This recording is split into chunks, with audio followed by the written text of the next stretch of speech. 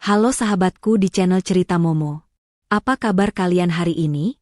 Momo harap semuanya sehat dan bahagia ya. Siap-siap, karena kali ini Momo akan membawa kalian masuk ke sebuah kisah yang bukan hanya menguji kesabaran, tapi juga memicu amarah. Bayangkan ini, kamu sudah bekerja keras mati-matian, pulang larut malam, tapi pemandangan pertama yang menyambutmu adalah anakmu sendiri, Rio, menangis kedinginan di teras rumah. Lalu, sosok yang seharusnya menyayangi malah keluar dan berteriak, "Ini bukan rumahmu dan ibumu lagi. Pergi." Sakit? Pasti. Tapi, tokoh kita, Rima, memilih diam dan pergi.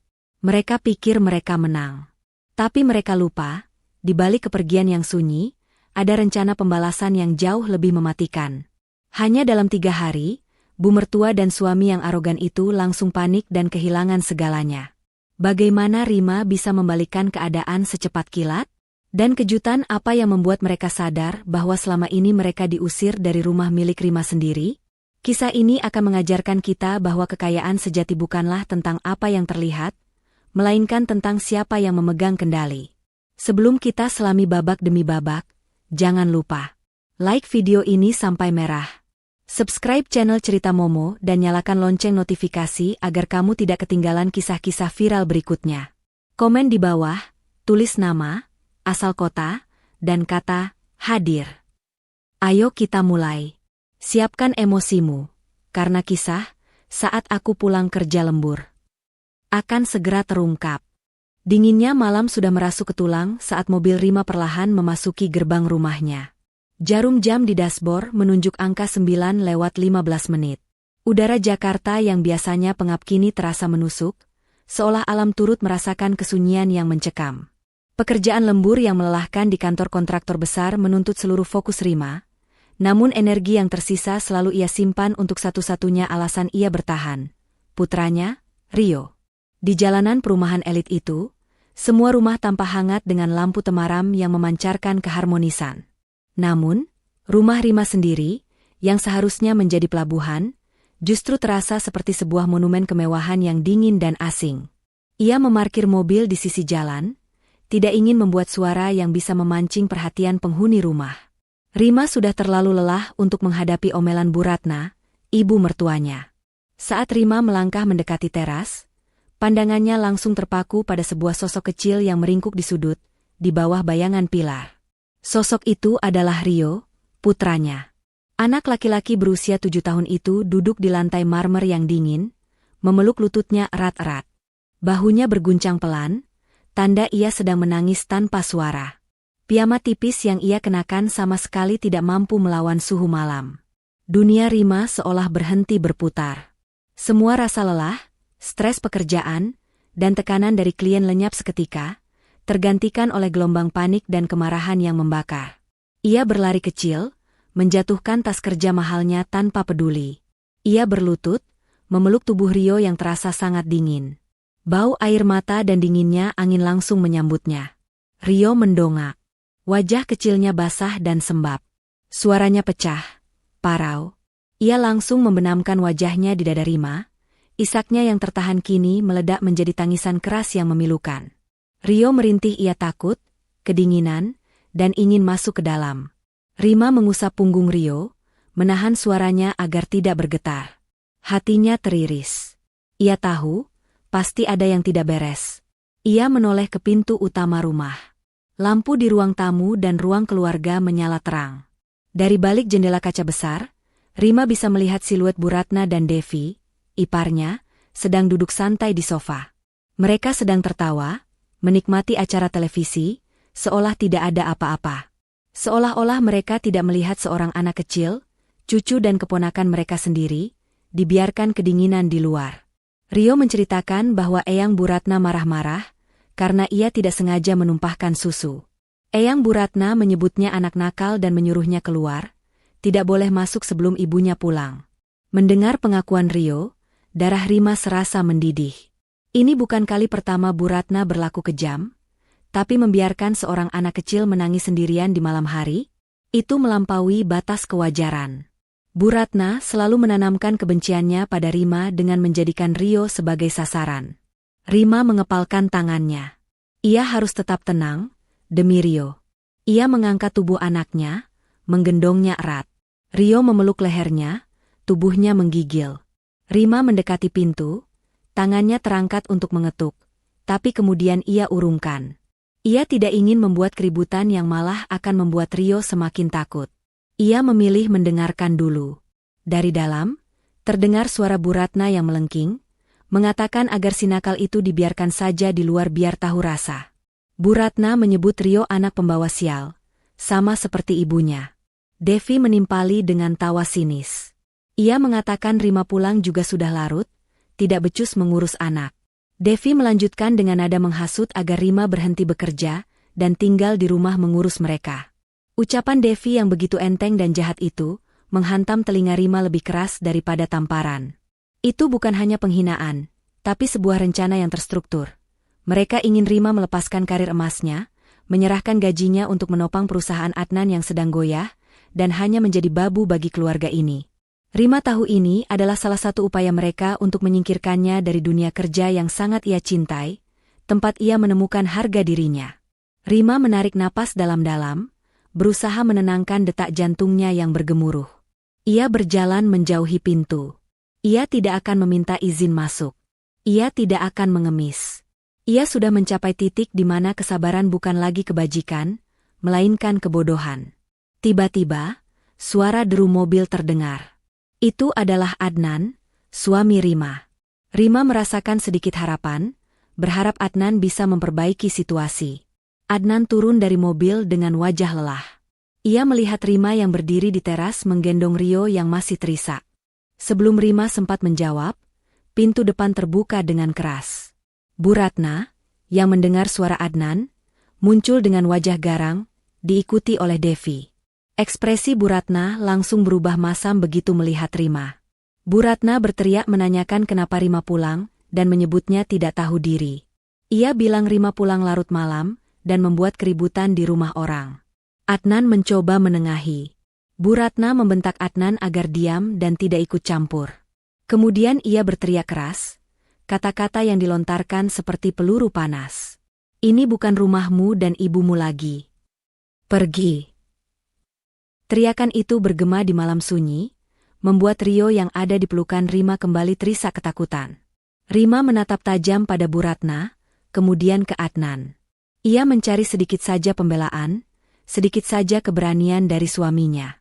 Tapi yang ia temukan hanyalah mata Adnan yang menghindar, wajahnya yang panik dan ketakutan, seperti biasa lebih takut pada amarah ibunya daripada penderitaan istri dan anaknya.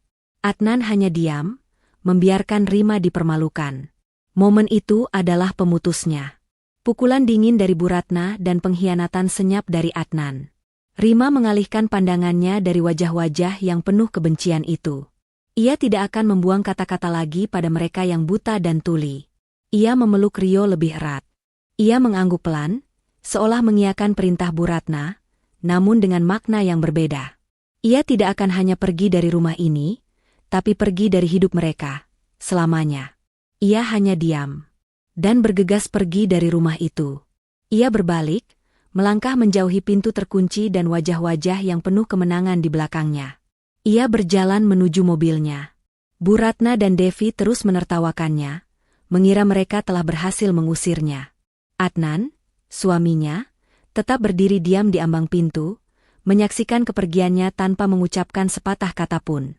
Rima membuka pintu mobilnya, memindahkan Rio ke kursi belakang, menyelimutinya dengan jaket tebal yang selalu ia simpan di sana. Ia menghapus air mata Rio, mencium keningnya, dan berbisik bahwa ia tidak perlu takut karena mereka akan ke tempat yang jauh lebih baik. Rima masuk ke kursi pengemudi. Ia menyalakan mesin. Namun, sebelum menginjak gas, ia melihat kembali ke rumah itu. Rumah mewah yang ia bantu bayar cicilannya, rumah yang menjadi sarang kebohongan dan kekejaman. Tatapan Rima kini tidak lagi berisi kepedihan, melainkan tekad yang dingin dan menusuk. Ia tahu, mereka tidak akan pernah menduga apa yang akan menimpa mereka dalam waktu dekat. Mereka tidak tahu bahwa selama ini, Rima adalah arsitek finansial di balik tirai, dan keruntuhan mereka sudah ia persiapkan dengan sangat matang. Malam itu, Rima bukan diusir. Ia sedang melarikan diri, membawa kunci kejatuhan mereka bersamanya. Rima memutar setir, meninggalkan rumah itu dalam bayangan pekat, membawa Rio ke tempat yang aman. Rumah sahabatnya, Sinta. Di dalam mobil, tangisan Rio perlahan mereda. Kehadiran Rima sudah cukup menjadi selimut hangat bagi putranya. Rima terus mengemudi, melintasi jalanan lengang yang menjadi saksi bisu atas kegetiran yang baru saja ia alami. Meskipun tangannya terasa gemetar, pikirannya justru bekerja dengan sangat jernih dan terstruktur. Ini adalah malam penentuan. Momen yang selama ini ia antisipasi. Ia sudah menduga bahwa kesabaran Bu Ratna pada akhirnya akan meledak dan mencapai titik terburuk. Pikirannya kembali pada Pak Karta. Pria parubaya itu bukan sekadar pengacara biasa. Ia adalah seorang ahli hukum korporat dan konsultan keuangan yang sangat Rima percayai. Sejak 2 tahun lalu, ketika Rima mulai menyadari betapa parahnya kebobrokan finansial Adnan yang ditutupi oleh Bu Ratna, Rima sudah menemui Pak Karta. Mereka merancang sebuah strategi, pembekuan, yang sempurna. Rima, dengan gajinya yang sangat besar dan posisinya di perusahaan kontraktor ternama, telah mengamankan sebagian besar aset pribadinya, bahkan yang ia dapatkan selama pernikahan, dalam bentuk investasi berisiko rendah yang tidak bisa dijangkau Adnan atau Bu Ratna.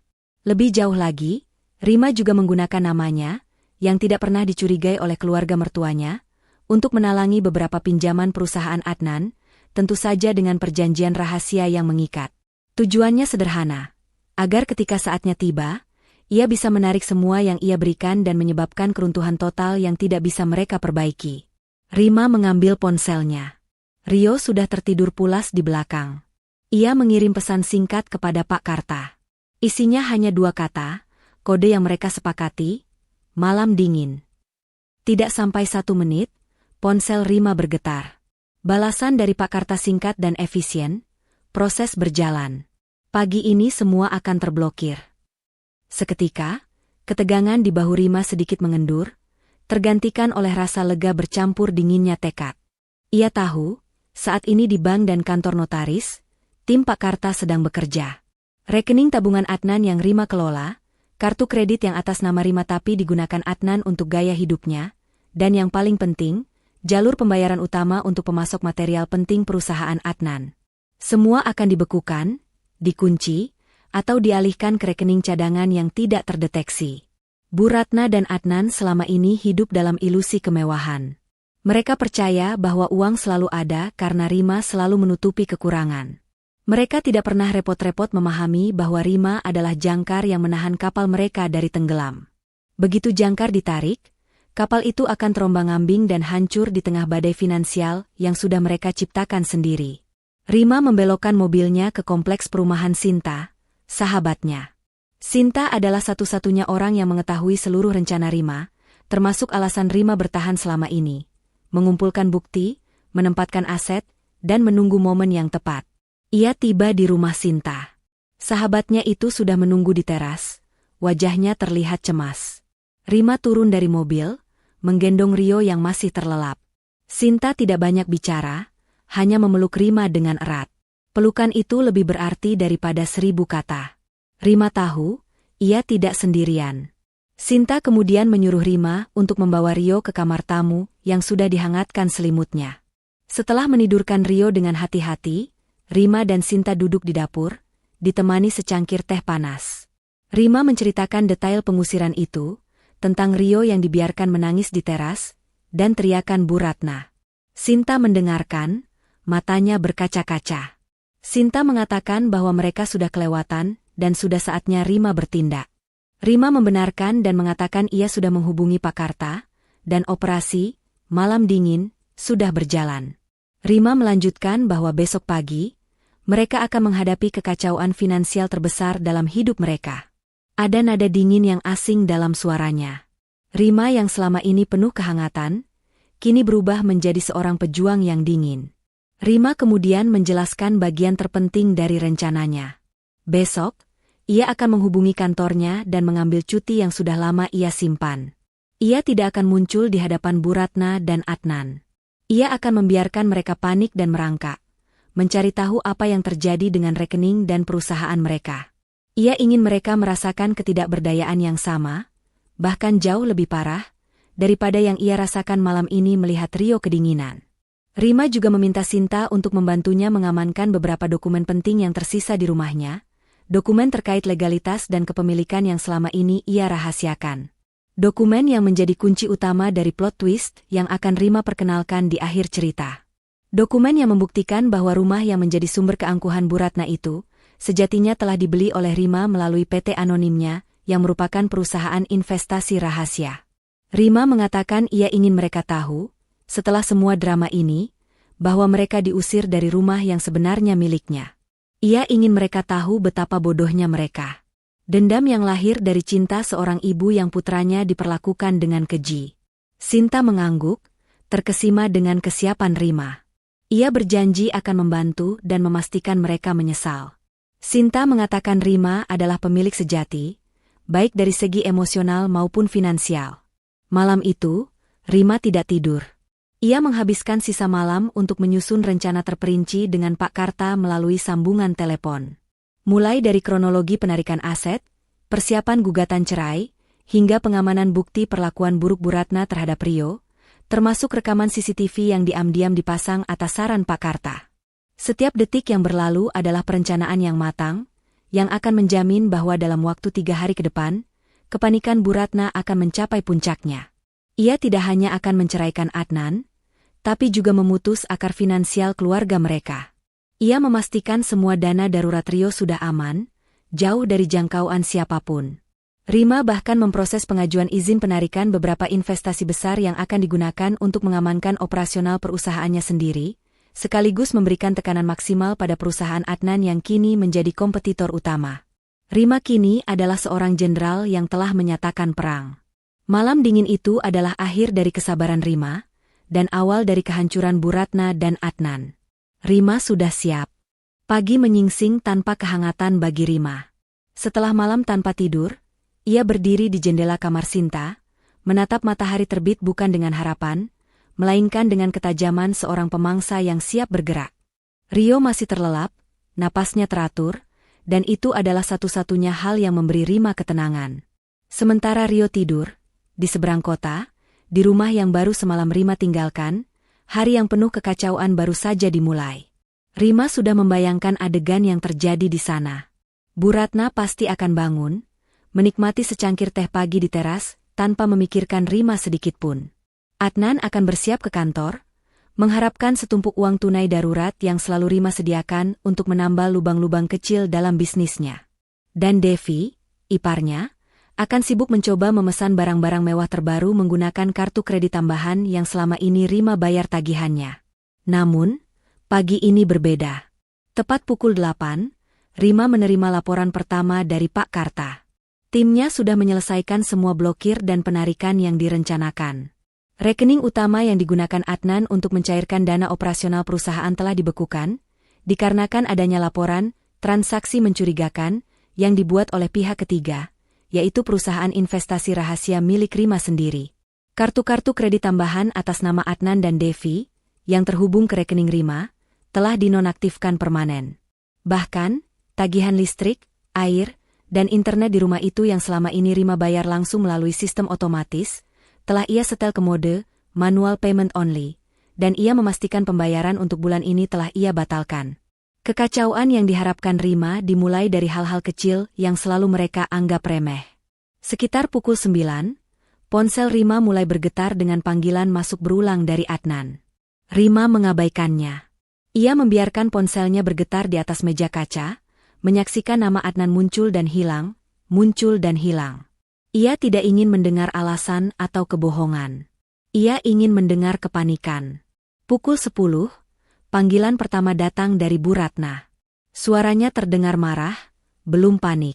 Bu Ratna hanya menanyakan mengapa kartu kredit Devi tidak bisa digunakan di pusat perbelanjaan, dan menuntut Rima segera memperbaikinya. Rima menghela napas, menekan tombol tolak. Ia tersenyum tipis. Kemarahan adalah langkah pertama. Pukul 11, tingkat urgensi berubah. Adnan menelepon lagi, kali ini dengan nada yang terdengar lebih mendesak. Ia mengatakan ada masalah besar di kantor.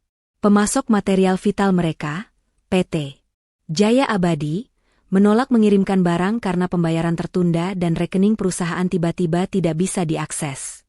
Adnan menanyakan apakah Rima sudah mengurusnya. Seolah Rima adalah sekretaris pribadinya yang bertanggung jawab atas setiap kegagalan finansial mereka.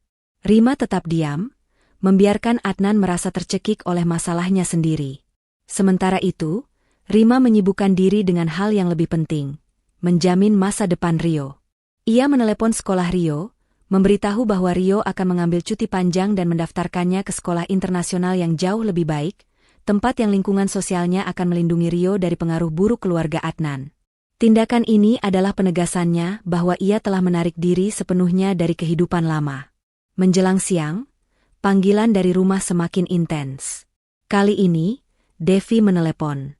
Ia menangis histeris. Ia tidak bisa menggunakan kartu untuk membayar tagihan salon, dan sedang dipermalukan di depan umum.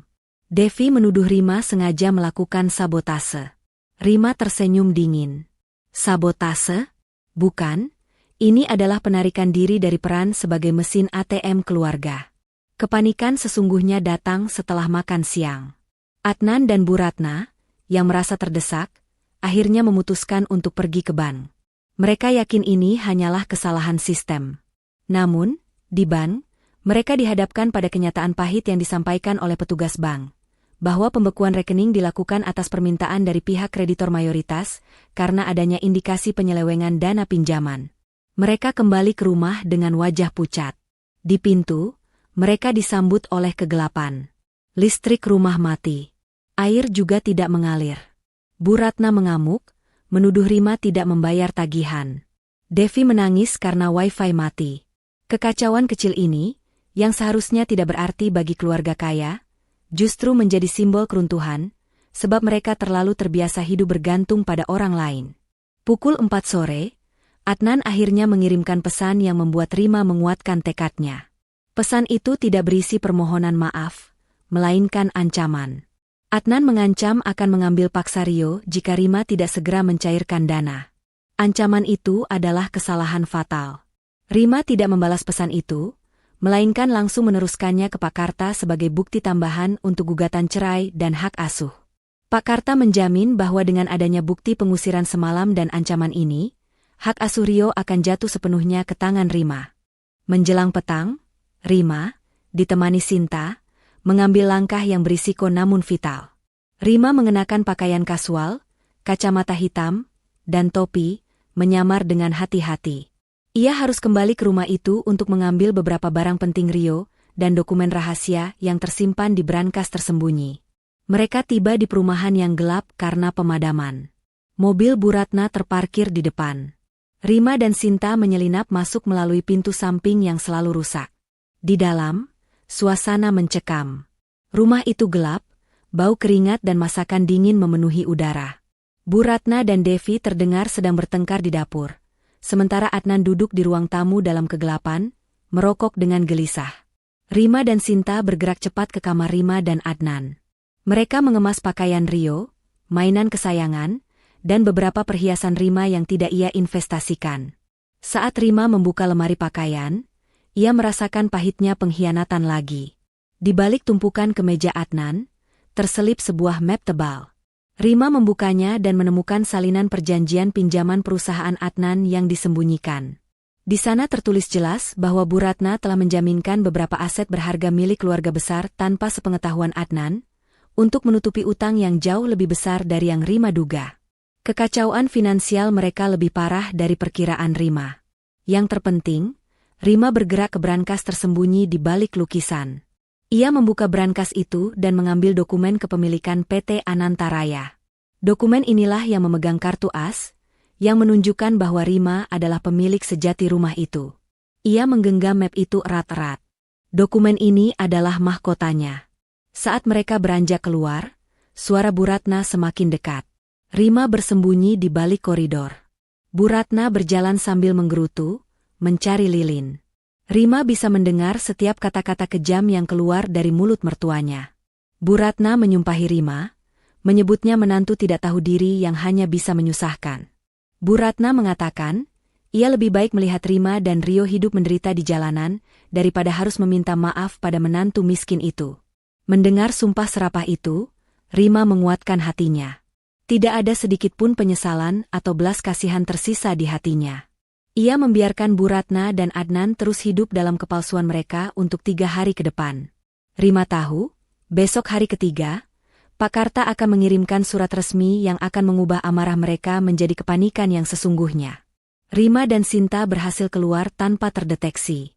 Mereka kembali ke mobil, lega dan penuh kemenangan. Rima telah meninggalkan rumah itu untuk kedua kalinya. Yang pertama dengan kepedihan, yang kedua dengan rencana balas dendam yang dingin. 3 hari telah berlalu sejak malam dingin itu. Kepanikan Adnan dan Bu Ratna sudah mencapai puncaknya. Mereka sekarang berada di titik di mana mereka tidak bisa membayar makanan, tidak bisa mengisi bensin mobil mewah mereka, dan tidak bisa lagi menutupi kebobrokan perusahaan mereka dari dunia luar. Pagi berikutnya, Rima akan memastikan kepanikan itu berubah menjadi kehancuran total. Ia sudah siap untuk mengirimkan pukulan terakhir. Rima menyandarkan punggung ke jok mobil, memejamkan mata. Ia telah menukar kehangatan rumah yang palsu dengan ketenangan hati yang sejati. Perjalanan untuk menjadi pemilik tunggal kebahagiaannya telah dimulai. Ia tidak lagi peduli dengan apa yang dipikirkan Bu Ratna dan Adnan. Ia hanya fokus pada Rio, dan pada dokumen rahasia di tasnya, yang akan memastikan bahwa keadilan akan ditegakkan dengan cara yang paling ironis dan mematikan. Ia menyalakan mobil, meninggalkan lingkungan yang kini terasa asing itu, menuju kehidupannya yang baru. Tidak ada lagi mundur. Semua sudah sesuai rencana. Bu Ratna akan panik, dan Rima akan menyaksikannya dari kejauhan. 3 hari berlalu sejak Rima pergi membawa Rio, meninggalkan Adnan dan Bu Ratna dalam kegelapan yang sesungguhnya. Jika hari pertama diisi dengan amarah dan hari kedua dengan frustrasi, maka hari ketiga adalah hari kepanikan yang tak tertahankan. Pagi itu di rumah yang gelap dan senyap, bau apek mulai terasa karena lemari es mati dan sampah yang menumpuk. Bu Ratna terbangun dengan sakit kepala hebat. Ia merasa tubuhnya tidak nyaman karena harus tidur tanpa pendingin udara. Ketiadaan listrik, air, dan internet telah merenggut semua kenyamanan yang selama ini ia anggap sebagai hak mutlaknya. Ia mencoba menyalakan kompor gas, tetapi gagal karena Adnan lupa membayar iuran gas sejak bulan lalu, yang biasanya diurus Rima. Bu Ratna beranjak ke kamar mandi, berharap bisa membasuh wajahnya. Begitu keran dibuka, hanya suara gemericik udara yang keluar. Air mati total. Bu Ratna menjerit frustrasi. Ia menyalahkan Rima atas semua kekacauan ini, tanpa menyadari bahwa sistem pembayaran yang selama ini ia hina sebagai pekerjaan remeh, itulah yang menopang kehidupan mewah mereka. Ia keluar kamar dan mendapati Devi sedang duduk di sofa dengan wajah cemberut, menatap ponselnya yang mati karena kehabisan baterai. Devi mengeluh karena tidak bisa menghubungi teman-temannya atau mencari tahu gosip terbaru. Devi menuntut ibunya melakukan sesuatu. Kekacauan di rumah menjalar ke dapur. Makanan sisa semalam sudah basi. Mereka tidak bisa memasak. Mereka tidak bisa mandi. Mereka tidak bisa menikmati secangkir kopi pagi. Rasa lapar dan gerah membuat emosi Bu Ratna dan Devi memuncak. Mereka saling menyalahkan, menciptakan atmosfer tegang di tengah rumah megah yang kini terasa seperti penjara. Adnan masuk dari halaman belakang dengan wajah kusut dan bermandikan keringat. Ia baru saja mencoba menyalakan generator cadangan, tetapi mesin itu juga rusak dan membutuhkan suku cadang yang harganya melambung tinggi. Parahnya, ia tidak punya uang tunai sepeser pun. Semua kartu ditolak, dan rekening banknya masih diblokir tanpa alasan jelas. Setidaknya itu yang disampaikan pihak bank kepadanya. "Bu, kita harus cari Rima sekarang juga," desak Adnan, suaranya parau karena putus asa. "Hari ini jatuh tempo pembayaran utang ke PT Jaya Abadi. Kalau kita gagal bayar, mereka akan membatalkan proyek besar kita dan menuntut ganti rugi yang bisa menghancurkan perusahaan." Bu Ratna, yang tadinya hanya fokus pada ketidaknyamanan pribadi, kini tersentak. PT Jaya Abadi adalah pemasok material utama untuk proyek prestisius yang menjadi harapan terakhir perusahaan mereka. Jika itu gagal, reputasi mereka di industri akan hancur lebur, dan aset yang tersisa akan disita. "Kenapa kamu baru bilang sekarang, Adnan?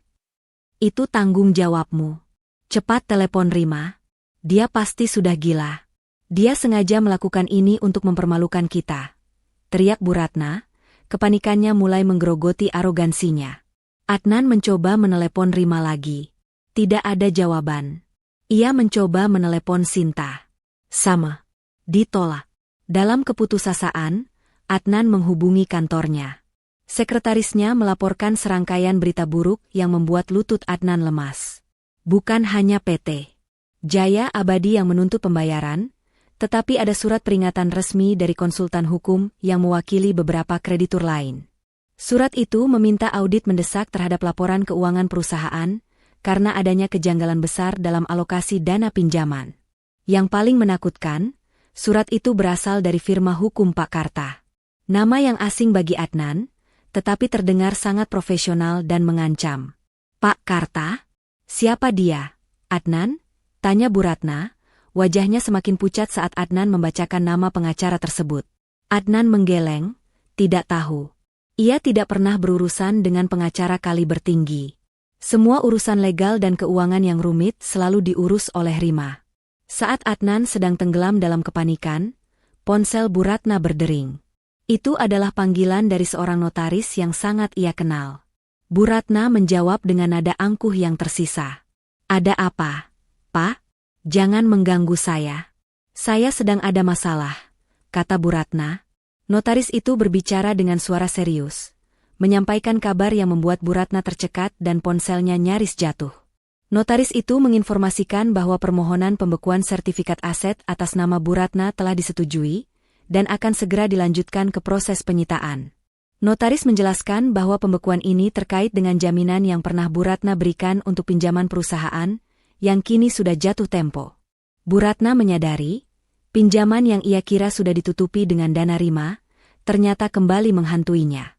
Bahkan, ia ingat bahwa beberapa aset keluarga besarnya yang seharusnya ia lindungi kini terancam.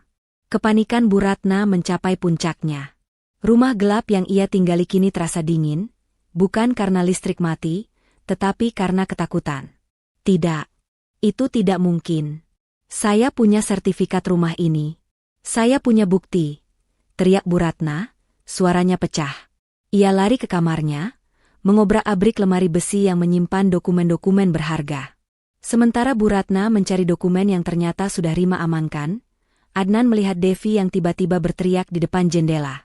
Bu, Adnan, ada mobil-mobil besar di depan. Mereka memasang spanduk dan ada truk derek. Seru Devi, matanya membelalak ketakutan. Adnan berlari ke jendela. Di depan gerbang rumah, memang sudah berjejer beberapa mobil hitam mewah dan satu truk derek. Beberapa pria berbadan tegap turun, dipimpin oleh seorang pria bersetelan mahal yang Adnan duga adalah Pak Karta sendiri atau utusannya. Di pagar rumah, mereka memasang spanduk besar berwarna merah yang bertuliskan, "Properti ini dalam pengawasan hukum atas perintah pengadilan." Bu Ratna keluar dari kamar dengan napas terengah-engah, wajahnya benar-benar pucat. Ia melihat pemandangan di luar. Spanduk merah yang mencolok itu membuat tetangga mulai berdatangan, berbisik-bisik dan mengambil foto. Rasa malu yang mematikan kini jauh lebih menyakitkan daripada listrik yang mati. Ini pasti kerjaan Rima. Wanita gila itu, raung Bu Ratna, menunjuk keluar dengan tangan gemetar. Cepat Adnan, telepon Rima sekarang. Katakan padanya, kalau dia menghentikan semua ini, kita akan memberinya apapun yang dia mau. Uang, perusahaan, apapun. Adnan, yang sudah sepenuhnya panik, menuruti perintah ibunya. Ia kembali menelepon Rima, kali ini tidak dengan ancaman, melainkan dengan suara memohon yang memalukan. Adnan mengatakan ia minta maaf. Ia meminta Rima kembali dan membereskan kekacauan ini. Ia bahkan berjanji tidak akan membiarkan ibunya mengganggu Rima dan Rio lagi. Rima, yang sedang duduk santai di rumah Sinta, akhirnya mengangkat telepon. Ia tidak berbicara, hanya mendengarkan kejatuhan Adnan yang menyedihkan. Rima, tolong. Kita sudah hancur. Semua diblokir, Bu Ratna sudah disita asetnya. Tolong hentikan Pak Karta. Dia mengancam akan menghancurkan perusahaan kita. Demi Rio, Bu. Pulanglah, kita akan mulai lagi dari awal, pinta Adnan. Rima mendengarkan setiap patah kata itu. Tidak ada ketulusan, hanya keputusasaan yang lahir dari kehilangan kekayaan. Rima menarik napas panjang. Ia hanya mengucapkan satu kalimat, sebuah pernyataan dingin yang menusuk. Kekacauan itu adalah hasil perbuatan kalian sendiri, Adnan. Aku tidak akan pernah kembali ke tempat di mana anakku dibiarkan menangis kedinginan di teras. Urus urusanmu sendiri. Dan sampaikan pada Ibu Buratna, persiapkan diri untuk kejutan yang lebih besar. Sampai jumpa di pengadilan. Rima menutup telepon. Di seberang sana, Adnan menjatuhkan ponselnya ke lantai. Teriakan putus asa Buratna dan tangisan histeris Devi mengiringi Adnan yang kini berdiri tak berdaya di depan jendela, melihat para pria berjas hitam itu mulai melangkah masuk, siap menyita properti yang mereka yakini adalah milik mereka. Kepanikan sudah sempurna. Rima telah berhasil membalikkan keadaan dalam 3 hari. Sekarang, saatnya ia mengambil langkah selanjutnya. Konfrontasi langsung dengan kekuatannya sendiri. Meskipun kekacauan di rumah Adnan sudah mencapai puncaknya, bagi Rima, hari keempat setelah pengusiran adalah hari kerja yang tenang dan penuh strategi. Ia tiba di kantor Pak Karta, sebuah penthouse di kawasan bisnis elit Jakarta, yang menawarkan pemandangan kota yang dingin dan metropolitan. Rima tidak datang sebagai klien yang memohon, melainkan sebagai seorang eksekutif yang sedang melakukan koordinasi dengan penasihat hukumnya. Pak Karta menyambut Rima di ruangannya yang minimalis dan elegan. Pria parubaya itu menunjukkan raut wajah puas. Ia telah menjalankan tugasnya dengan sempurna. Meja kerjanya penuh dengan berkas tebal, termasuk surat-surat dari bank, notaris, dan pengadilan yang mengesahkan semua langkah yang telah Rima ambil. Semua sudah berjalan, Bu Rima, ujar Pak Karta. Pembekuan rekening pribadi Adnan sudah permanen. Begitu juga dengan akses Devi. Dan yang paling krusial, default pada pinjaman perusahaan membuat kami, sebagai perwakilan kreditur, berhak menunjuk auditor untuk mengambil alih sementara manajemen finansial PT milik Adnan. Dalam istilah sederhana, mereka kehilangan kontrol atas uang mereka, Bu. Rima mengangguk. Ia tidak merasakan euforia, hanya kepuasan yang dingin. Lalu, bagaimana reaksi mereka saat tim Bapak datang ke rumah, Pak? Pak Karta tersenyum tipis. Sangat dramatis, seperti yang kita duga. Bu Ratna histeris, menuduh kami penipu. Adnan mencoba menyogok tim kami. Tapi begitu spanduk pengawasan hukum dipasang, mereka langsung panik. Saat ini, mereka terjebak di rumah gelap tanpa uang, dan tidak bisa kemana-mana karena rekening bensin Adnan juga sudah kami blokir. Rima mendengarkan, matanya terpaku pada selembar kertas yang diletakkan Pak Karta di depannya. Surat gugatan cerai yang sudah lengkap. Ia mengambil pena, dan tanpa ragu, menandatangani dokumen itu. Langkah formal terakhir untuk melepaskan dirinya dari ikatan pernikahan yang sudah lama mati. Gugatan cerai segera kita daftarkan hari ini, Bu. Kita juga akan memasukkan permohonan hak asuh tunggal, menggunakan bukti pengusiran Bu Ratna, ancaman Adnan, dan laporan perlakuan buruk terhadap Rio yang sudah kita kumpulkan dari pengasuh sebelumnya. Jelas Pak Karta, suaranya tegas. Kini, Rima beralih ke fokus utama yang akan mematikan bisnis Adnan. Sekarang, mari kita bicarakan tentang PT Jaya Abadi, Pak, kata Rima. PT Jaya Abadi adalah pemasok material vital mereka. Saya tahu Adnan sangat bergantung pada pasokan mereka untuk proyek besar yang sedang berjalan. Begitu pasokan terhenti, mereka akan dikenakan denda besar dan proyek itu akan gagal total. Saya ingin Bapak menindaklanjuti secara resmi pembatalan pasokan. Pak Karta menggeser berkas lain. Tentu, Bu, tapi kita bisa lakukan lebih dari itu. Ingat, perusahaan tempat Ibu bekerja memiliki posisi dominan di pasar konstruksi. Adnan membutuhkan produk dari perusahaan Ibu. Jika dia mencoba mencari pemasok lain, perusahaan Ibu bisa memblokir jaringan distribusinya secara tidak langsung, atas dasar perjanjian non-kompetisi yang sudah kita buat sebelumnya. Rima tersenyum, mengagumi kecerdikan Pak Karta. Posisi Rima di perusahaan besar itu selama ini menjadi rahasia yang ia jaga dari Adnan dan keluarganya, seolah ia hanyalah karyawan biasa. Padahal, Rima memegang posisi eksekutif yang sangat berpengaruh, dan dialah yang menginisiasi perjanjian strategis yang kini menjadi jerat bagi bisnis Adnan. Lakukan, Pak Karta. Hentikan semua jalur logistik mereka, perintah Rima. Saya ingin mereka tahu bahwa saat ini, setiap pintu yang mereka ketuk akan tertutup rapat, dan semua itu terjadi karena ulah mereka sendiri. Pertemuan strategis itu berlangsung selama berjam-jam. Rima dan Pak Karta membahas setiap detail dari langkah hukum yang akan mereka ambil. Mulai dari penarikan mobil mewah Adnan yang sebagian besar dibeli dengan dana pinjaman Rima, hingga pembekuan rekening dana pensiun Bu Ratna yang ternyata juga dijaminkan tanpa sepengetahuan yang jelas. Di tengah diskusi, Rima tiba-tiba teringat satu hal yang ia lupakan dalam kepanikannya. Ia mengeluarkan amplop tebal berisi dokumen kepemilikan PT Anantaraya, perusahaan investasi anonim miliknya, dan meletakkannya di meja. "Ini adalah kartu as kita, Pak," kata Rima, nada suaranya berubah misterius. "Rumah yang mereka klaim milik keluarga dan menjadi tempat saya dan Rio diusir, ternyata sudah saya beli 5 tahun lalu, secara diam-diam melalui PT Anantaraya ini.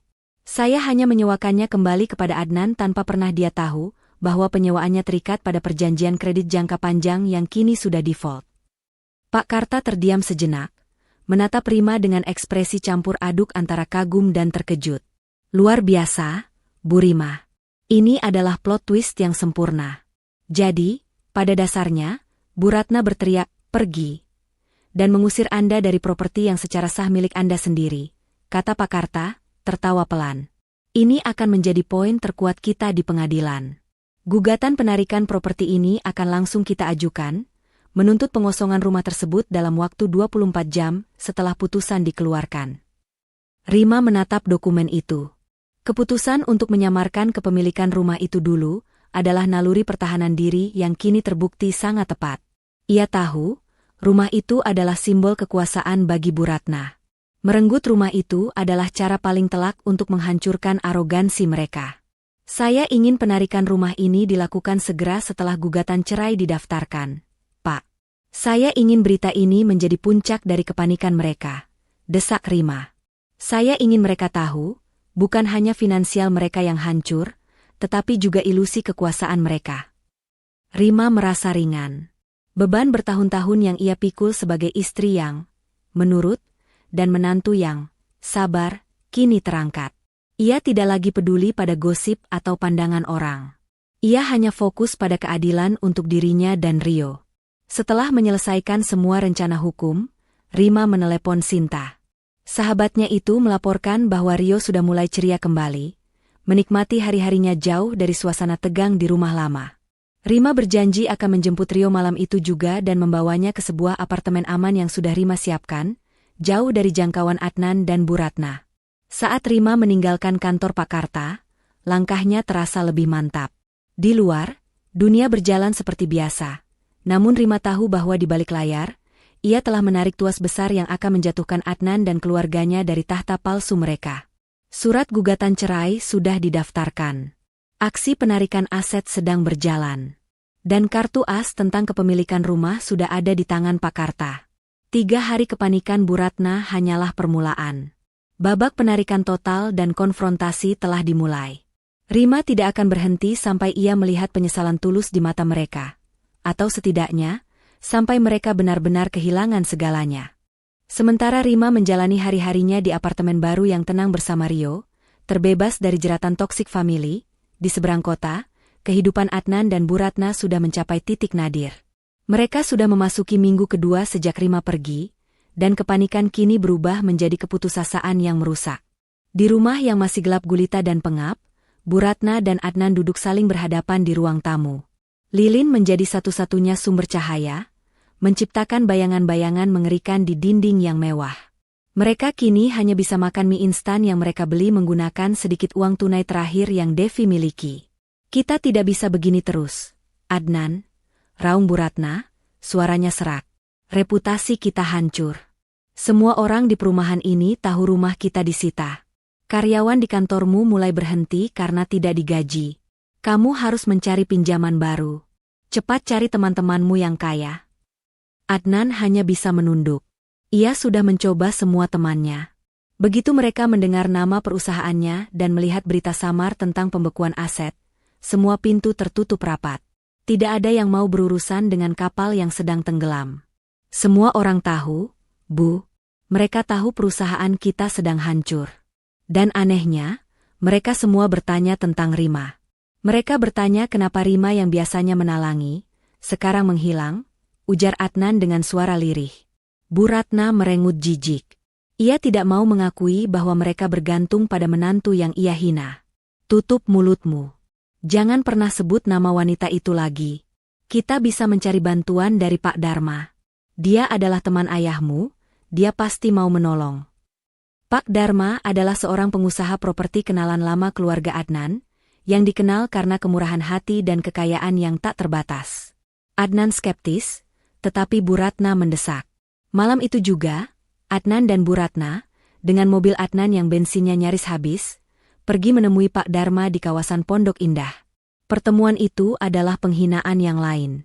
Pak Dharma menyambut mereka dengan sopan. Tetapi begitu Adnan mulai menjelaskan masalah pinjaman dan blokir aset, Pak Dharma menggelengkan kepala. Nak Adnan, saya minta maaf. Saya tidak bisa membantu, kata Pak Dharma. Saya pernah ditawari untuk berinvestasi di perusahaan kalian, tapi setelah saya melakukan due diligence, ternyata risiko finansialnya terlalu tinggi.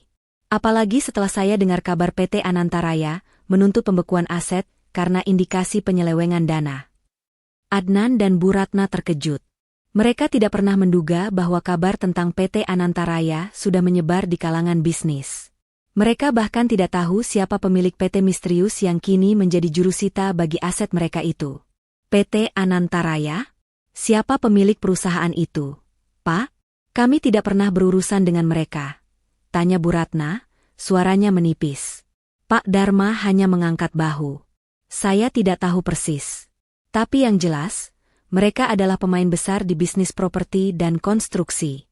Sangat tertutup, tapi sangat kuat. Dan yang saya tahu, mereka tidak main-main.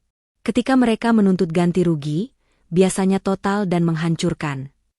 Bu Ratna dan Adnan kembali ke rumah dengan tangan hampa dan hati yang remuk. Harapan mereka pada Pak Dharma kandas. Mereka merasa terpojok, dikejar-kejar oleh bayangan PT misterius yang Rima ciptakan.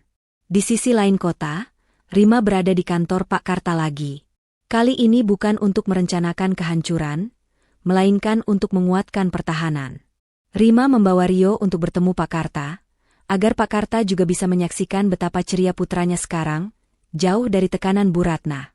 Rio yang periang adalah motivasi terkuat Rima. Rima dan Pak Karta meninjau laporan harian tentang kekacauan di pihak Adnan. Rima menyadari Adnan akan mencari bantuan ke segala arah, termasuk mencari utang pada orang-orang yang hanya akan memperburuk situasi mereka. Mereka pasti akan mencari pinjaman rentenir atau bantuan palsu. Ini adalah kelemahan mereka, kata Rima, sambil menyeruput kopi. Saya hanya ingin memastikan, di saat mereka merasa mendapatkan harapan palsu, kita harus segera memukul balik dengan gugatan cerai. Pak Karta menyetujui. Tepat sekali, Bu. Saat ini, mereka tidak punya daya tawar. Mereka hanya punya utang. Kita akan mengirimkan surat panggilan sidang resmi, bersamaan dengan surat perintah pengosongan rumah. Rima memikirkan Adnan.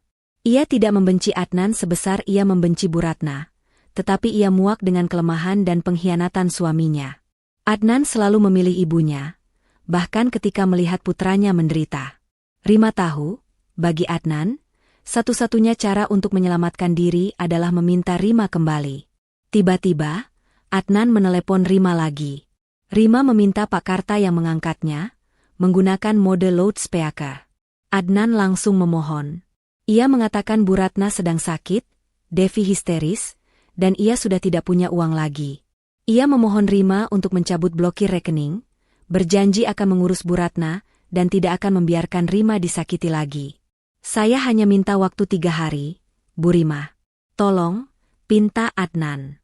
Rima mengambil alih telepon dari Pak Karta. Suaranya datar.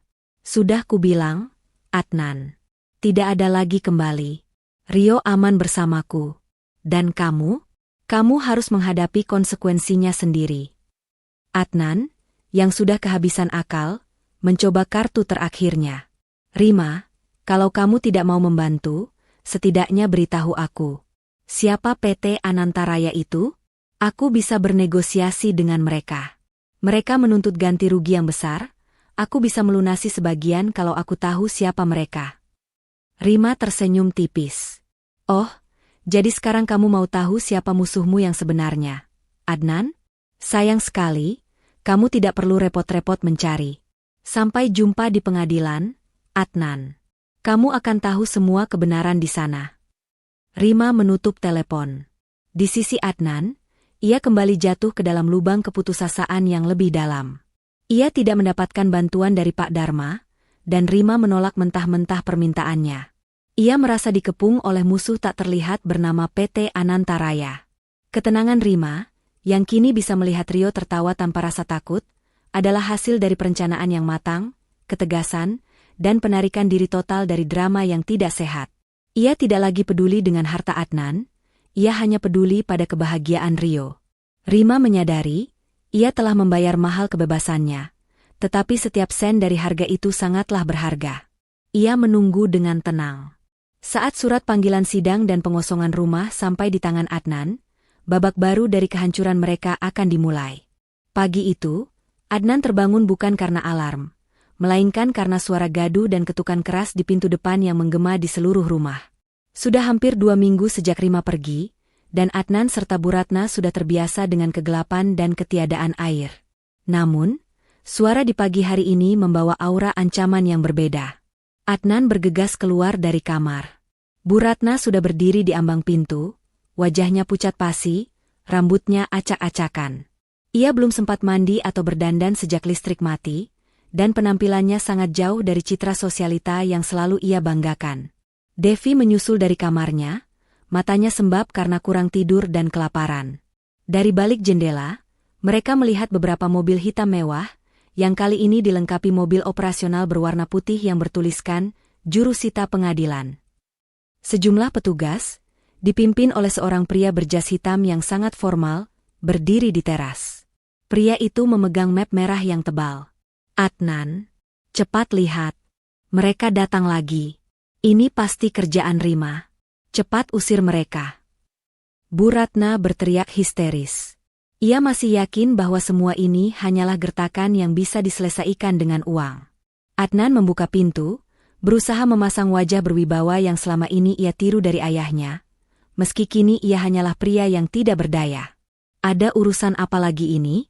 Saya sudah bilang, semua masalah pembayaran akan segera diselesaikan, kata Adnan, berusaha menahan suara agar tidak gemetar.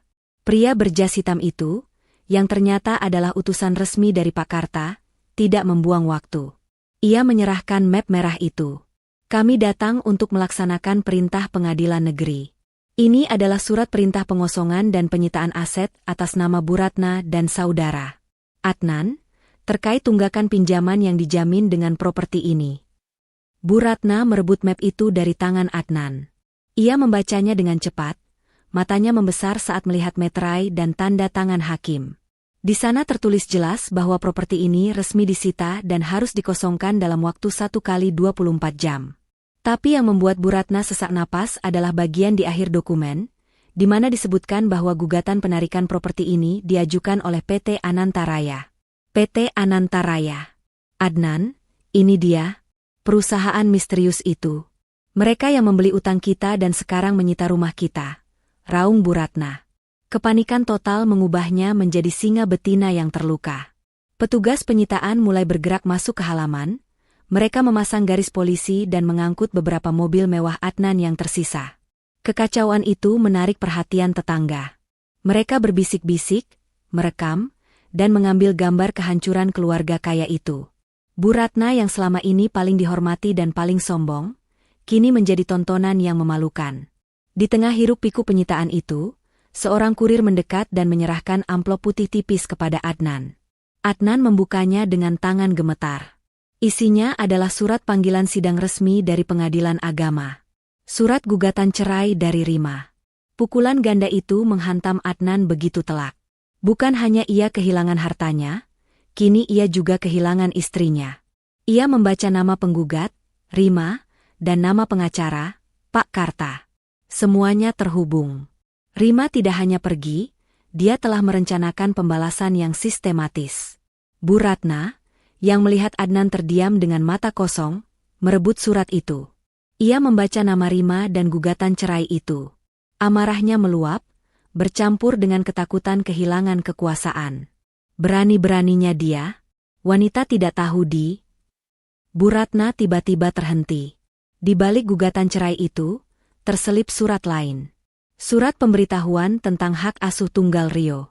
Di sana disebutkan bukti-bukti perlakuan buruk yang mendasari permohonan itu, laporan pengasuh lama, dan yang paling mengerikan, rekaman audio insiden malam dingin di teras. Bu Ratna tersadar. Rima tidak hanya pergi. Rima sudah mengumpulkan bukti selama ini. Air mata Bu Ratna tumpah. Namun bukan air mata penyesalan, melainkan air mata karena harga diri yang hancur dan ancaman kehilangan segalanya. Ia tahu, dengan bukti rekaman itu, mereka tidak akan bisa mendapatkan hak asuh Rio. Adnan terduduk di lantai teras. Semua yang ia yakini aman dan permanen kini lenyap. Ia kehilangan rumahnya, bisnisnya, istrinya, dan yang paling menyakitkan, ia akan kehilangan putranya. Penyesalan perlahan menyergapnya. Ia menyesal karena terlalu pengecut untuk membela Rima dan Rio. Bu Ratna menarik Adnan masuk ke dalam rumah yang segera akan menjadi puing-puing kenangan. Kita tidak boleh menyerah, Adnan. Kita harus mencari Rima. Kita harus memohon padanya. Kita akan berjanji untuk berubah. Kita tidak bisa kehilangan Rio. Namun, upaya mereka sia-sia. Rima sudah berada di luar jangkauan. Rima, yang kini bersama Rio, menonton berita tentang penyitaan itu dari ponselnya, di apartemen barunya. Ia melihat bagaimana Adnan terduduk tak berdaya dan Bu Ratna yang histeris. Ia tidak merasakan kemenangan yang manis, hanya rasa lega yang mendalam. Keadilan telah ditegakkan. Pak Karta menelepon Rima. Ia melaporkan bahwa timnya telah berhasil mengunci semua akses dan mereka hanya perlu menunggu proses pengosongan. Adnan sudah menerima gugatan cerai, Bu Rima. Mereka sekarang tahu bahwa semua ini adalah ulah Anda. Apa langkah Anda selanjutnya? Tanya Pak Karta. Saya ingin memberikan mereka waktu 24 jam untuk merenung.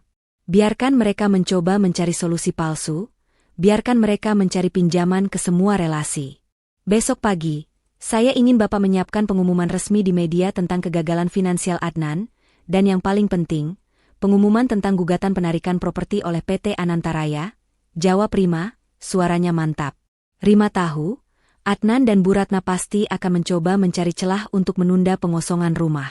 Mereka pasti akan mengajukan banding atau mencoba menyuap petugas. Tapi Rima dan Pak Karta sudah mengantisipasi semua itu. Kehancuran mereka sudah tidak terhindarkan. Malam ini, Adnan dan Bu Ratna akan tidur di rumah yang bukan lagi milik mereka, menghabiskan malam dalam keputusasaan yang dingin. Rima memeluk Rio yang sedang mewarnai dengan gembira. Inilah alasan sebenarnya dari semua pertarungan ini. Memastikan masa depan yang bahagia bagi anaknya. Ia sudah tidak lagi takut. Ia sudah tidak lagi disakiti. Ia kini adalah arsitek kehidupannya sendiri, yang siap berdiri tegak di hadapan pengadilan. Pagi sidang pertama perceraian Rima dan Adnan tiba. Ruang sidang pengadilan agama terasa dingin dan formal, dipenuhi dengan ketegangan yang menyesakan. Rima masuk dengan langkah tegap, ditemani oleh Pak Karta, yang membawa tumpukan berkas yang menjamin kemenangan mereka. Rima mengenakan setelan bisnis yang elegan, memancarkan aura profesionalisme dan kemandirian yang selama ini ia sembunyikan. Di sisi lain ruangan, Adnan duduk dengan bahu terkulai, mengenakan pakaian yang tampak kusut.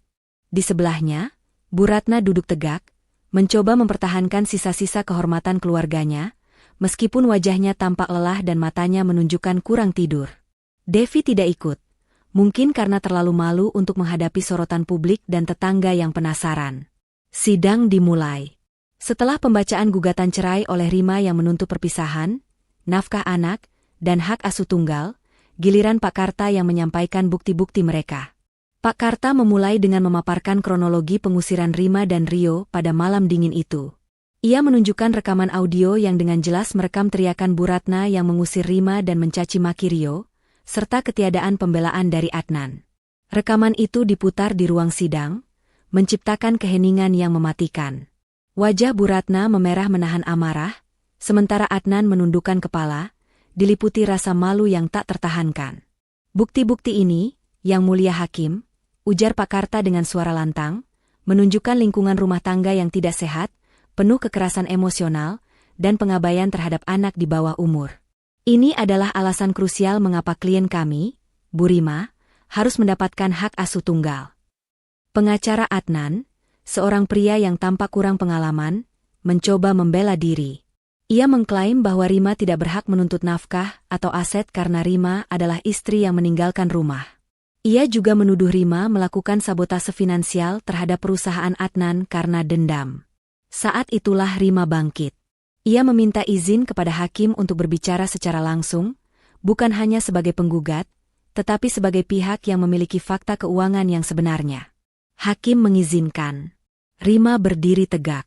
Ia tidak meninggikan suaranya, tetapi setiap kata yang keluar terdengar jelas dan penuh otoritas. Yang mulia hakim, izinkan saya meluruskan tentang tuduhan, sabotase, dan meninggalkan rumah, kata Rima. Selama bertahun-tahun, saya bukan hanya seorang istri, melainkan penopang finansial utama keluarga ini. Gaji saya, yang saya hasilkan dari posisi eksekutif di perusahaan konstruksi ternama, selalu saya gunakan untuk menutupi kerugian dan utang suami saya, demi menjaga nama baik keluarga. Bu Ratna mendengus, mencoba menyela, tetapi hakim segera menenangkannya. Suami saya, Adnan, dan ibu mertua saya, Bu Ratna, hidup dalam ilusi kemewahan dan kekuasaan, sementara perusahaan mereka sendiri berada di ambang kebangkrutan. Mereka mengira saya hanyalah mesin uang yang bisa mereka buang setelah tidak lagi berguna, lanjut Rima. Rima kemudian beralih ke poin yang paling mengejutkan. Mengenai tuduhan sabotase. Saya tidak menyabotase. Saya hanya menarik dukungan dan dana yang sah milik saya. Dan tentang aset yang mereka banggakan, khususnya properti yang saat ini sedang dalam proses penyitaan, ada satu rahasia yang perlu diungkapkan. Rima menoleh, menatap Adnan dan Bu Ratna, yang kini menatapnya dengan rasa ingin tahu dan ketakutan yang bercampur. Adnan dan Bu Ratna sudah menerima surat perintah pengosongan dari PT Anantaraya, sebuah perusahaan investasi yang membeli seluruh utang yang dijaminkan dengan rumah itu. Mereka mengira PT Anantaraya adalah musuh bisnis besar yang tidak mereka kenal. Namun, hari ini, di hadapan Yang Mulia Hakim, saya akan mengungkapkan identitas pemilik PT Anantaraya yang sesungguhnya. Rima mengambil map dari Pak Karta, map yang berisi dokumen-dokumen PT Anantaraya. Ia menatap Adnan dan Bu Ratna lekat-lekat, memberikan jeda dramatis yang membuat suasana sidang semakin tegang. Yang Mulia Hakim, dan kepada pihak tergugat, saya adalah pemilik tunggal dan pendiri dari PT Anantaraya. Pengakuan Rima meledak seperti bom di ruang sidang. Bu Ratna menjerit pelan, Adnan tersentak, dan pengacara mereka tampak kebingungan. Rima melanjutkan, suaranya tenang, menjelaskan plot twist yang telah ia persiapkan matang-matang. 5 tahun lalu, ketika saya mencurigai adanya penyelewengan dana besar, saya menggunakan PT Anantaraya untuk membeli secara diam-diam rumah yang saat ini kami tinggali, yang tadinya milik keluarga Adnan, melalui mekanisme lelang utang yang disamarkan. Saya membeli rumah itu untuk menjadikannya sebagai jaminan masa depan Rio, menyewakannya kembali kepada Adnan agar tidak dicurigai.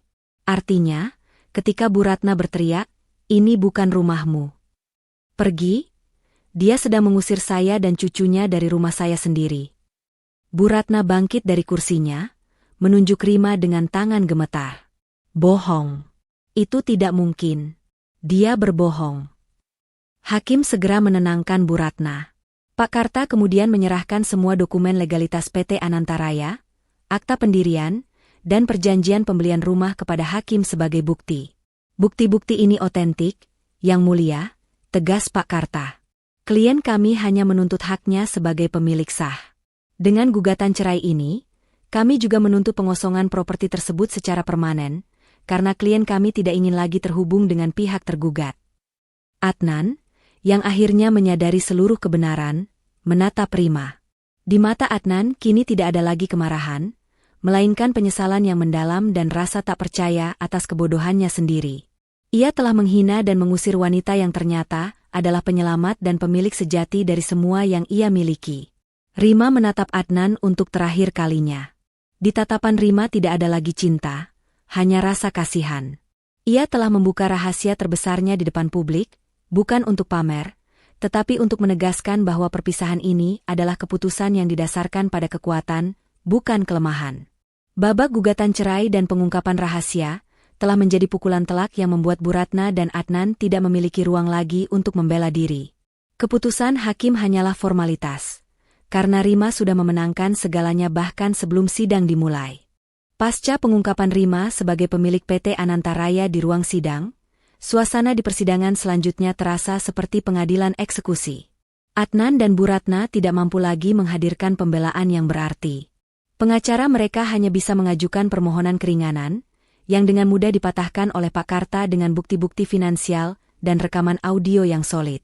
Momen puncak konfrontasi terjadi di lorong pengadilan, sesaat sebelum pembacaan putusan.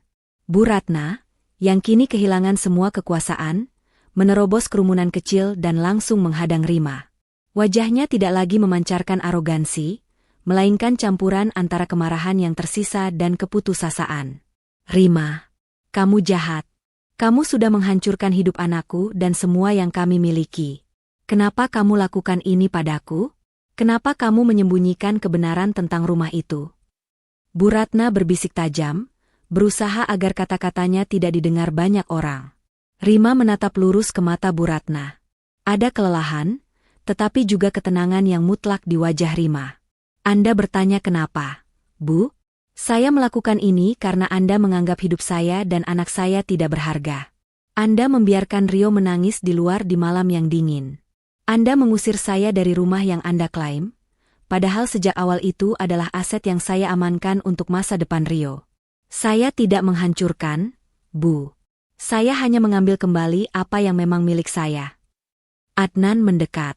Ia tidak lagi membela ibunya, hanya menatap Rima dengan mata penuh penyesalan.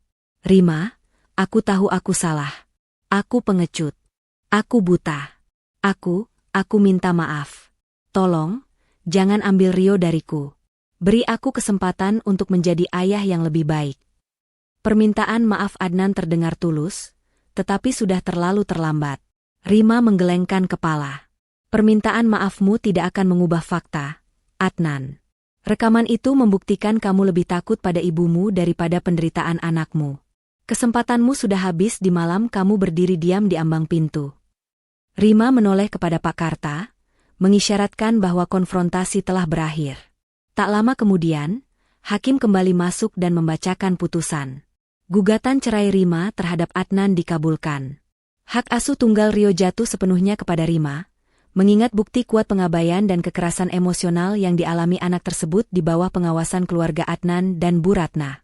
Pembatalan semua aset yang dibekukan dan penyitaan properti dinyatakan sah, dan Adnan serta Bu Ratna diwajibkan mengosongkan rumah tersebut secara permanen karena kepemilikan sah berada di bawah PT Anantaraya milik Rima. Palet hakim diketuk, mengakhiri sidang dan juga pernikahan Rima. Bu Ratna menjerit putus asa. Adnan hanya bisa berdiri kaku, menyadari bahwa ia kini telah kehilangan segalanya.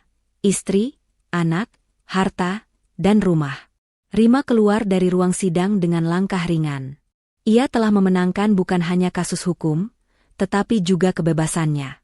Konfrontasi terakhir telah usai, dan Rima kini siap melangkah ke babak baru, meninggalkan kehancuran Adnan dan Bu Ratna sebagai konsekuensi dari perbuatan mereka sendiri. Beberapa bulan berlalu sejak palet hakim diketuk, mengesahkan perceraian Rima dan penyitaan properti. Bagi Rima, kehidupan baru sudah dimulai, penuh dengan ketenangan dan kesuksesan bersama Rio. Namun, bagi Adnan dan Bu Ratna, putusan itu adalah awal dari kehancuran total. Adnan dan Bu Ratna terpaksa mengosongkan rumah yang kini resmi diakui sebagai milik Rima melalui PT Anantaraya. Mereka pindah ke sebuah rumah kontrakan kecil di pinggiran kota, jauh dari kemewahan dan lingkungan sosialita yang selama ini menjadi udara bagi Bu Ratna. Devi, yang tidak tahan dengan kondisi hidup yang sulit, memilih pergi dan mencari pekerjaan di kota lain, meninggalkan ibu dan kakaknya yang kini terpuruk. Perusahaan Adnan, tanpa suntikan dana Rima dan blokir total dari jaringan pemasok, resmi dinyatakan bangkrut.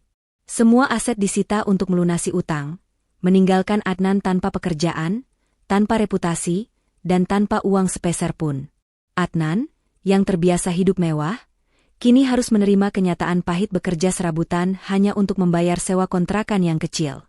Bu Ratna, yang selama ini hidup dalam kemewahan, kini menjadi sangat rentan. Ia mencoba menghubungi teman-teman lamanya, tetapi semua menjauh, takut terjerat masalah finansial dan malu dengan berita kejatuhan yang menyebar cepat di kalangan elit. Ia harus memasak sendiri, mencuci sendiri, dan tinggal di rumah yang panas tanpa pendingin udara dan air yang stabil. Kehidupan ini adalah hukuman yang jauh lebih berat daripada denda finansial. Di tengah kesulitan itu, penyesalan mulai merayap perlahan ke dalam hati Adnan. Ia sering termenung, teringat pada malam dingin ketika ia berdiri diam, membiarkan Rio menangis dan Rima pergi. Ia menyadari bahwa bukan Rima yang menghancurkannya, melainkan kelemahan dan ketidakpeduliannya sendiri. Penyesalan itu datang terlambat, setelah ia kehilangan semua yang berharga. Suatu sore, Adnan melihat Rima di televisi. Rima diwawancarai sebagai salah satu eksekutif wanita paling berpengaruh di sektor konstruksi, membahas proyek baru yang bernilai triliunan. Rima tampak cerah, sukses, dan penuh kebahagiaan. Melihat kesuksesan mantan istrinya itu, Adnan merasakan sakit yang menusuk. Ia menyadari betapa bodohnya ia membuang berlian demi mempertahankan batu kerikil bernama arogansi dan keegoisan ibunya. Sementara itu, Bu Ratna jatuh sakit karena stres dan perubahan gaya hidup yang drastis. Ia meratap, bukan karena menyesal telah menyakiti Rio dan Rima, tetapi karena ia kehilangan status sosialnya. Kejatuhan finansial mereka tidak hanya merampas harta benda, tetapi juga memutus semua hubungan yang bersifat semu. Babak ini adalah pembalasan yang paling tulus.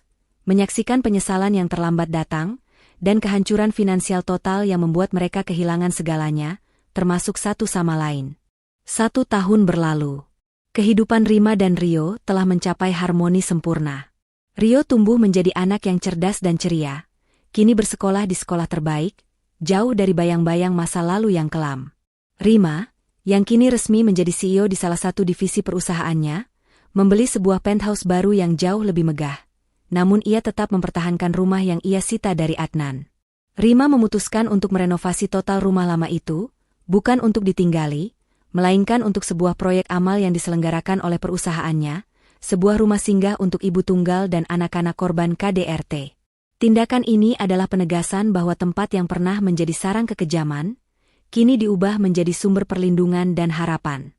Suatu hari, saat Rima melakukan kunjungan ke lokasi renovasi rumah lama, ia berpapasan dengan Adnan. Adnan bekerja sebagai buruh harian di proyek konstruksi di dekat perumahan elit itu. Pakaiannya lusuh, tubuhnya kurus, dan wajahnya dipenuhi rasa lelah. Ia melihat Rima turun dari mobil mewah dengan Rio, yang mengenakan seragam sekolah yang rapi. Adnan memberanikan diri mendekat. Rima menunggu, matanya tenang. Rima. Sapa Adnan, suaranya pelan dan penuh keraguan. Aku melihat rumah itu. Kamu benar-benar mengubahnya. Rima hanya mengangguk. Ya, itu adalah proyek baruku. Mengubah kenangan pahit menjadi harapan. Adnan menatap Rio sejenak.